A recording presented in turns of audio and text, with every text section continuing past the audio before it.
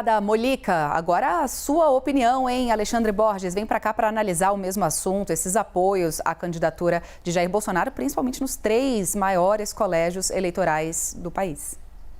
Bom, cada caso um caso, né? Minas, São Paulo e Rio de Janeiro, cada um tem uma realidade bem diferente. Você tem, evidentemente, Lula com muita força no Nordeste, você tem Bolsonaro com muita força no Centro-Oeste e no Sul. Rio Grande do Sul um pouco dividido, mas claramente Santa Catarina e Paraná bolsonaristas. Então, aonde você tem esse campo de batalha? Você tem Minas, que foi de Lula, e você tem São Paulo e Rio, que foram de Bolsonaro no primeiro turno. Mas cada um é uma realidade muito diferente. São Paulo, como eu já disse anteriormente, Rodrigo Garcia, ele tem o lamentável título de ser o primeiro tucano que perde uma eleição para governador de São Paulo depois de 8 eleições. O PSDB ganhou 7, as últimas 7 eleições, e ele não foi nem para o segundo turno. Então, ele está lutando pela própria sobrevivência. Ele fez parte dos coveiros do PSDB, né, dos políticos que mataram e acabaram com o PSDB, principalmente na sua própria casa em São Paulo, e ele está vendo o futuro dele nesse blocão aí, União Brasil Progressistas.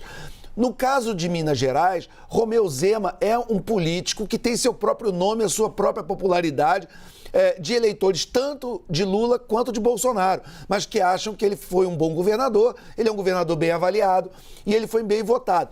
Então, Zema, ele é um político que está se colocando como antipetista, como um centro-direita, mas não é aquele radical. Zema, por exemplo, não vai atrás de pauta anti-vacina, Zema não quer fechar congresso, Zema não quer AI-5, enfim, o Zema não é um clássico bolsonarista.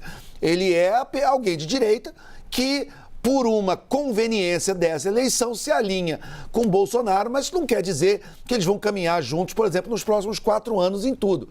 Não é o caso, por exemplo, de Tarcísio, né?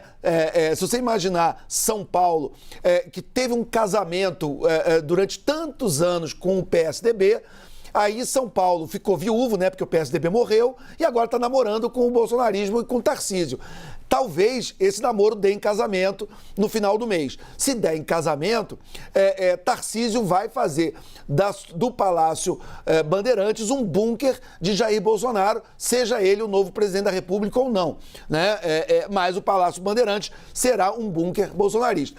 No caso do Rio de Janeiro, por que é diferente? Porque Cláudio Castro não é um político popular do tipo de sair na rua e ter uma militância, apesar de ter ganhado muito bem, com 58% dos votos no primeiro turno, foi uma goleada, mas também muito em cima da rejeição de Marcelo Freixo e também pela máquina. Se teve alguém desses 3 que teve máquina, por exemplo, Rodrigo Garcia era o governador, tinha máquina e não foi nem para o segundo turno.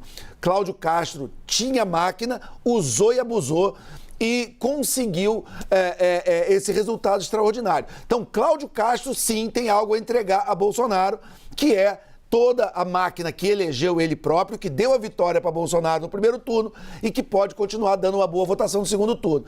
É nesses 3 colégios, Rio, São Paulo e Minas, onde será escolhido o próximo presidente da República. Esses apoios mostram que não tem favorito, o jogo foi zerado e tudo pode acontecer nessas próximas semanas.